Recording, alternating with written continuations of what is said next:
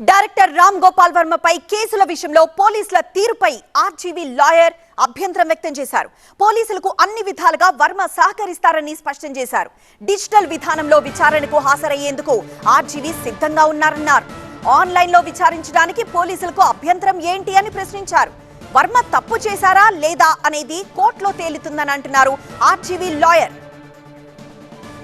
RGV ఎక్కడికి పారిపోలేదని, ఆన్లైన్లో విచారిస్తే సహకరించేందుకు సిద్ధంగా ఉన్నారని అంటున్నారు ఆర్జీవీ లాయర్. జరుగుతున్న పరిణామాలు చూస్తుంటే కక్షపూరితంగా వ్యవహరిస్తున్నట్లుగా అనిపిస్తోందన్నారు. ఇంకా ఆయన ఏమన్నారనే దానిపై మరిన్ని వివరాలు మా కరెస్పాండెంట్ క్రాంతి అందిస్తారు. హైకోర్టులో వరుస పిటిషన్స్ వేస్తున్నటువంటి పరిస్థితి కనిపిస్తోంది. ఇక దీనికి సంబంధించి మనతో మాట్లాడడానికి అడ్వకేట్ ఉన్నారు. సార్ చెప్పండి, అసలు ఒక పక్క వరుస కేసులు పిటిషన్స్ వేస్తూ ఉన్నారు, మరి విచారణకి హాజరవుతారా లేదా, దానికి సంబంధించి ఏంటి? మీ ఇంట్రోకి ఒక చిన్న కరెక్షన్. అజ్ఞాతంలోకి ఆర్జీవి గారు ఎక్కడికి వెళ్ళిపోలేదు.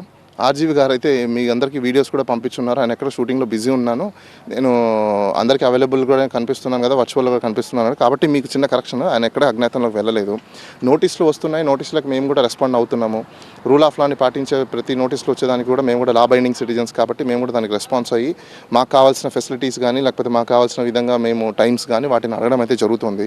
తర్వాత పోలీస్ వాళ్ళ సైడ్ నుంచి కూడా మాకు ఎటువంటి రెస్పాన్స్ వస్తుందని మేము కూడా వెయిట్ చేసి చూడాల్సిన అవసరం ఉంది. సార్, అంటే విచారణకు హాజరు కమ్మని నోటీసులు ఇస్తున్నారు కదా, సో మరి విచారణకు హాజరు అవుతారా లేదా? అసలు మీకు ఒక క్లారిఫై చేయాలండి ఇక్కడ. ఇవన్నీ సైబర్ క్రైమ్స్ అంటే ఆన్లైన్ వర్చువల్స్లో ఉన్న ఎవిడెన్స్ అన్నీ ఆన్లైన్లో ఉంటాయి. ఇక్కడ మళ్ళీ స్పెసిఫిక్గా ఒక పర్సన్ని తీసుకొచ్చి కూర్చోపెట్టి టైం వేస్ట్ చేసుకుంటూ, పోలీస్ వాళ్ళ టైం వేస్ట్ చేసుకుంటూ, పర్సన్స్ని టైం వేస్ట్ చేసుకుంటూ, ఆర్టికల్ 21ని వైలేట్ చేసుకుంటూ కూర్చోవాల్సిన నెసెసిటీ లేదు.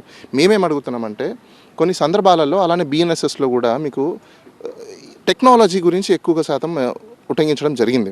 ఈవెన్ పార్లమెంట్లో చర్చ జరిగినప్పుడు కూడా ఇన్వెస్టిగేషన్ చేసే ప్రొసీజర్ని ఎంత సరళీకృతం చేశారనేది మనం అందరం చూసాం. దాన్ని వర్చువల్ మోడ్స్ని, హైబ్రిడ్ సిస్టమ్ని మేము యూస్ చేసుకోమని చెప్తున్నాం. అలానే మీకు సుప్రీంకోర్టు అండ్ ఢిల్లీ హైకోర్టు కూడా చాలా సందర్భాలలో చెప్పడం అయితే జరిగింది. కొన్ని సందర్భాలలో హైబ్రిడ్ మోడల్ని యూస్ చేయండి, వర్చువల్ టెక్నాలజీని యూస్ చేసుకోండి. ఇప్పుడు ఈ సైబర్ క్రైమ్లో ఏముంటుంది ఇన్వెస్టిగేషన్ జరిగింది. సపోజ్ అనుకుందాం, ఇప్పుడు పర్సన్ వచ్చాడు, కూర్చోబెట్టారు, క్వశ్చన్స్ అడుగుతారు. మేమేం అడుగుతున్నాము, టైం వేస్ట్ చేసేదానికంటే, పోలీస్ వాళ్ళ టైము, మా టైం, అందరి టైం వేస్ట్ చేసేదానికంటే ఇలాంటి కేసెస్లో త్వరగా కంప్లీట్ చేసేసుకోండి ఇన్వెస్టిగేషన్.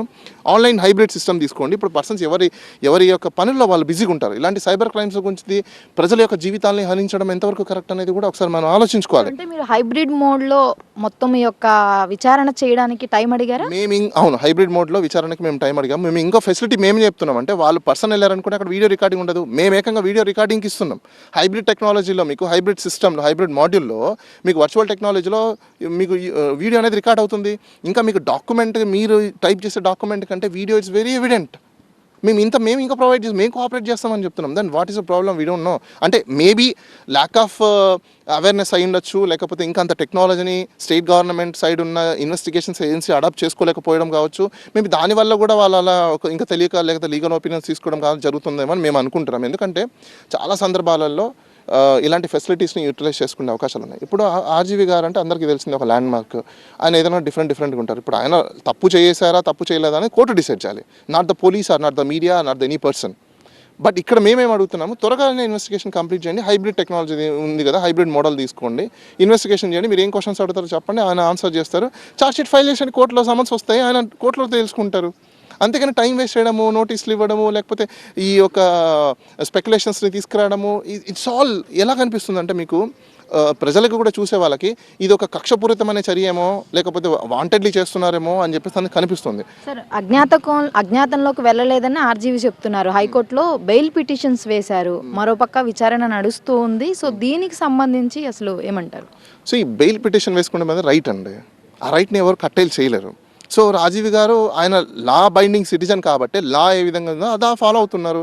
ఒక క్రైమ్ కట్టారు, నోటీస్ ఇచ్చారు, యాంటిసిపేషన్ చేశారు. ఆయన మొత్తం ఎన్ని కేసులు కట్టారు, ఎన్ని నోటీసులు ఇచ్చారు? మాకున్న అవగాహన ప్రకారం 3-4 ఉన్నాయండి. ఇంకా ఎన్ని ఉన్నాయని మాకే తెలియదు. ఒకవేళ తెలిస్తే దాన్ని కూడా పర్స్యూ చేస్తాం ఖచ్చితంగా.